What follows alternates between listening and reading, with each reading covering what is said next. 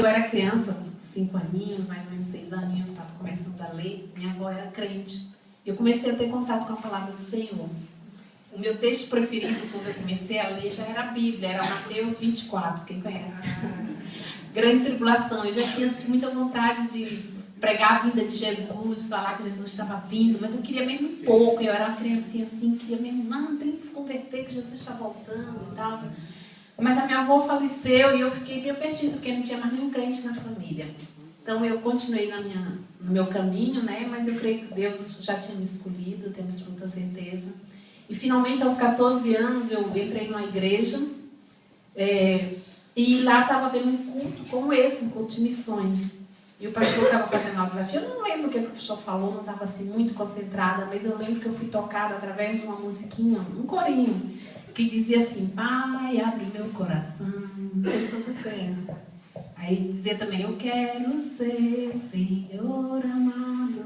É um corinho muito antigo que tem lá no Brasil. E aquilo ali me tocou profundamente. Eu fui à frente e acho que fui consagrada a missões, não sei, não lembro. Mas eu continuei, não tinha ninguém crente na minha família, ninguém que me apoiasse. Continuei na minha vida de menina, adolescente, vivendo a minha adolescência, mas guardando aquele chamado no coração. E então eu fui do Piauí ao Rio Grande do Sul, são cerca de 5.000 quilômetros. É de uma ponta a outra do Brasil. Eu fui ao Rio Grande do Sul e lá conheci uma pessoa que me desafiou dentro do ônibus a tomar a decisão para Cristo. Então, me converti verdadeiramente dentro do ônibus, a caminho do Piauí para o Rio Grande do Sul. E essa pessoa foi meu discipulador. Não tanto o que ele me ensinou na Bíblia, mas aquilo que eu vi na vida dele, na vida da sua família, dos seus filhos, fez com que eu realmente ouvisse o que é ser um cristão de verdade. Pois eu vim para Portugal e em oração, pedindo a Deus um chamado, uma visão. E aqui a primeira igreja que eu encontrei lá em Cascais foi a Ação Bíblica de Cascais. Ali eu me congreguei e ali através do grupo de jovens eu conheci meu marido. Primeiramente éramos só amigos, ele estava atrás de outras meninas e tal. Mas finalmente Deus cruzou o nosso caminho, nós somos casados hoje, bastante felizes. Tivemos a primeira filha, a segunda, Karina. Quando eu estava grávida do Dário, fui visitar minha família no Brasil. O Dário é aquele ali, meu filho, ele tem 13 anos. E ali nós recebemos um chamado, né? Numa igreja, um chamado mesmo agora para valer. O pastor também, o missionário, estava pregando sobre a necessidade que havia no Nordeste do Brasil. E ali nós dois, em prantos, mesmo grande quebrantamento, fomos chamados para o ministério, isso em 99. Depois nós voltamos aqui para Portugal, apresentamos a igreja, aquele chamado, a igreja, né, se determinou a orar, a confirmar o chamado, durou cerca de 2 anos. Meu marido era militar naquela época e Deus verdadeiramente nos chamou e nós fomos ao Brasil, mas sem experiência, não fomos assim frequentar a escola de missões, não tínhamos assim experiência. Tínhamos o nosso coração ardendo, né, mesmo para querer fazer a obra de Deus, para querer servir a Deus. Eu quero dizer aqui para a igreja que a maior felicidade que eu tenho depois da salvação, minha família, mas a maior alegria que eu tenho é desse chamado mesmo. Eu me sinto muito feliz, muito privilegiada por servir a Deus. É um enorme privilégio. E eu trouxe aqui a Érica, porque eu cheguei no Brasil grávida da Érica, de 4 para 5 meses. E ela nasceu lá. Nós chegamos lá, enfim, ela nasceu em março. E nós ficamos orando, chegamos numa quinta e no interior mesmo, mato fechado. E tinha chegado recentemente, ali alguns meses antes, em frente àquela quinta, um assentamento. Lá no Brasil tem muitas coisas de assentamento. De repente chega um monte de família, invade uma terra. Estava ali aquele povo ali no assentamento. E a gente procurando a Deus como queria trabalhar. A Érica nasceu, o Dário tinha 2 aninhos, a Rebeca 5, a Karina 4. Então, 3 criancinhas, um bebezinho recém-nascido. Nós matriculamos a Rebeca na escola municipal mais próxima ali. E ali eu fui falar com a diretora, qual era a necessidade da escola, né? Com a escola na zona rural, muito carente e tal. Ela falou que precisava de ajuda para reforço escolar. E orando com o meu marido, nós confirmamos que era assim que nós iríamos começar, servindo, né? Aquela comunidade, porque não havia ninguém para dar reforço. As crianças eram muito atrasadas, inclusive as de 4ª série nem sabiam ler. E eu peguei uma turma realmente da 4ª série que só um sabia ler. E ela começou o reforço escolar, ficou 1 ano e meio com reforço escolar. Entretanto, a gente viu que não estava surtindo grande efeito, mas começamos o trabalho da igreja através daquelas famílias, servindo aquelas famílias através do reforço escolar. 2 anos depois eu comecei a pré-escola, o Dário estava fazendo 4 anos, nós começamos a pré-escola para começar pelas bases, ensinar as crianças. A Érica, então, com 5 meses, já era minha companheira. Ela está aqui comigo para testemunhar. Ela é meu braço direito ali naquela escola que vocês vão ver depois. Ela alfabetiza. Ela é professora de escola dominical, ela que me ajuda com os bebês. E, finalmente, só tem um problema, ela não quer passar por um processo. Ela já quer dar aula, não quer estudar, já quer dar aula. Então, nós não estamos em batalha com isso. Mas eu quero dizer aqui para os irmãos que o trabalho da pré-escola, através desse trabalho, cuidando com criança, realmente eu confirmei que o dom mesmo que arde no meu coração é trabalhar com crianças. Eu tenho também a reunião, nós temos uma escolinha com 3, não começou com 3, mas hoje nós temos 3 classes de pré-escolares. Temos colaboradores, temos 2 professoras da Assembleia de Deus, inclusive conosco, meninas da comunidade que foram se ajuntando, Deus foi ajuntando. No princípio eu era professora, era cozinheira, era faxineira. Hoje até vim para cá, eu era cozinheira e professora, mas aí ficou umas 2 irmãs lá para me substituírem. E eu tenho reunião também com os pais dessas crianças. Aproveito a oportunidade, meu marido e tudo, para levar a palavra de Deus para os pais.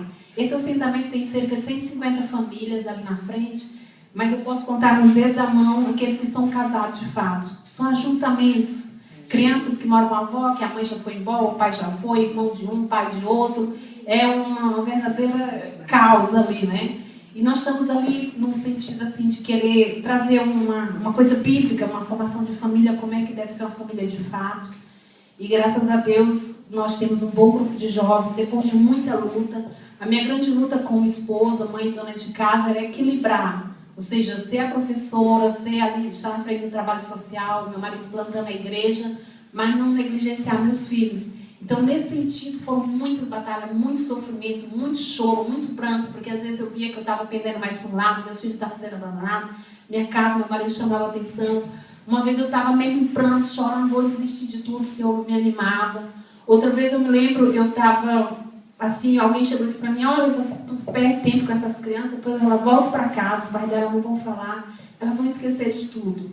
Eu fui ajudar uma irmã a fazer uma mudança, e ela disse, olha, arruma essa caixa aí para mim. Eu peguei um livreto e comecei a ler. Ali eu li o testemunho de um médico, e ele estava testemunhando que quando ele era criança, ele frequentou a EBD com 4, 5 anos, e com um amiguinho dele do bairro, e a mãe dele descobriu então que ele estava aprendendo sobre Jesus, proibiu, não vai mais nessa igreja, porque eles eram judeus e não queriam nada com Jesus.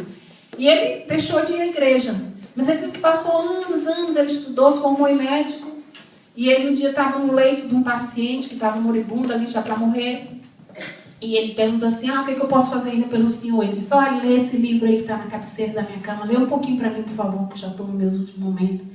Ele disse que abriu o livro, era a Bíblia, né? Ele leu, e ali mesmo ele voltou, aquele tempo de infância. Ele foi quebrantado, e ele chorou muito, e ali ele se converteu.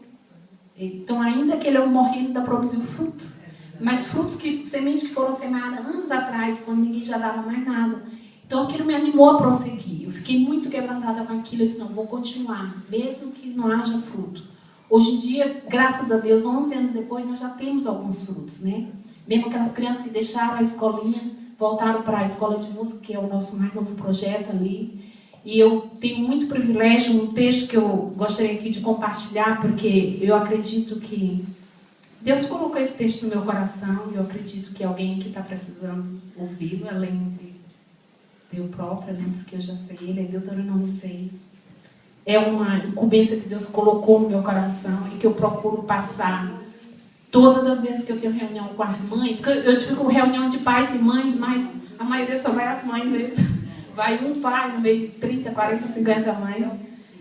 E Deuteronômio 6, capítulo 6, versículo 5 até o 7.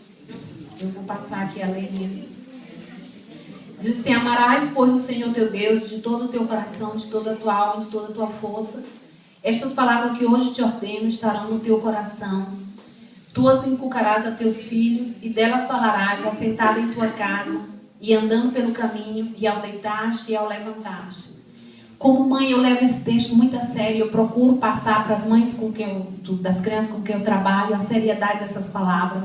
Nós, como mães ou como pai, nós temos a responsabilidade, principalmente se nós conhecemos a palavra de Deus, de passar essa palavra de Deus para os nossos filhos, né? Todos os dias, em todos os momentos, desde acordar até levantar, porque o mundo está atacando muito. Eu vejo mesmo que lá no Brasil as crianças, desde a mais tenra idade, os pais cada vez e as mães cada vez trabalham mais fora, e as crianças estão sendo alvo de Satanás, realmente, com muitos atrativos. Recentemente eu estive com uma sobrinha de 1 ano, e eu achei muito interessante, que ela fez 1 ano agora essa semana. Ela estava lá, enjoada e tal, mas o irmãozinho dela pegou o iPad, acho que é iPad, né? E pôs na frente dela com um gatinho a falar as palavrinhas dela. No instante ela ficou toda feliz, vidrada. E muitas mães, olha, acho que aquilo é uma maneira ótima, né? De deixar o filho calmo, tranquilo, não quero perder tempo de evangelizar porque dá trabalho, né? Não quero perder tempo de ensinar. E eu me sinto muito privilegiada porque Deus me dá essa capacidade, esse desejo, essa alegria, essa palavra que eu quero enfatizar aqui, de evangelizar aquelas crianças todos os dias. Que eu digo para as 3 professores que nós temos lá, olha, vamos aproveitar, porque os tempos de perseguição voltarão. E hoje nós temos liberdade lá no Brasil para pregar o evangelho na escola. Aqui em Portugal talvez já não seja mais assim. Mas lá nós temos, então nós temos que usar e evangelizar aquelas crianças, porque as crianças não têm barreira como os adultos têm. Lá os adultos não querem saber, mas sabe o que eles fazem, os pais? Eles dizem assim, dona Sandra, fica aí com meu filho. Fica aí. Não, eu não posso, eu tenho que lavar, eu tenho que cozinhar, eu tenho que ir pro forró, que lá é o que impera. Mas deixa as crianças com a gente. Então, graças a Deus, porque essas crianças estão crescendo. O Nazaré vai mostrar depois a foto de uma criancinha que tinha 4 anos quando começou conosco, hoje tem 14 anos, é batizada, é uma menina firme no caminho do Senhor.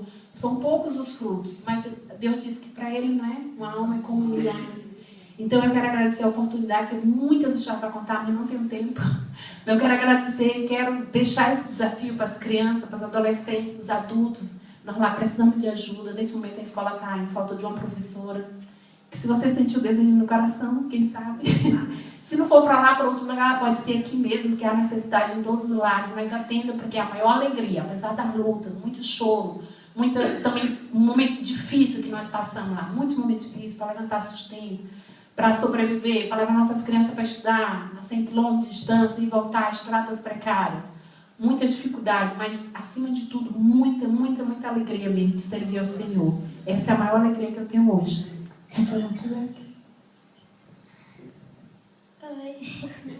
Oi.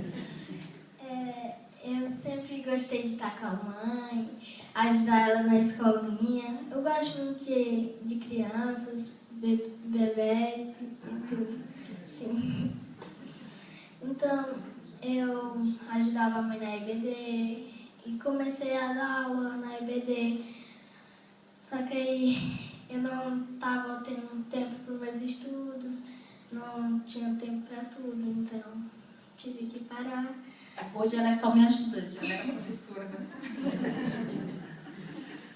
E teve um tempo que eu tive um caroço no pescoço e faltei à escola. E esse tempo que eu faltei, eu tive ajudando a mãe na escolinha, cuidando de algumas crianças, ajudando as professoras. Eu gosto muito disso. Olha, eu vou passar a palavra porque são muitas histórias, mas a gente deixa para outra ocasião. Obrigada pela oportunidade. Deus abençoe a igreja.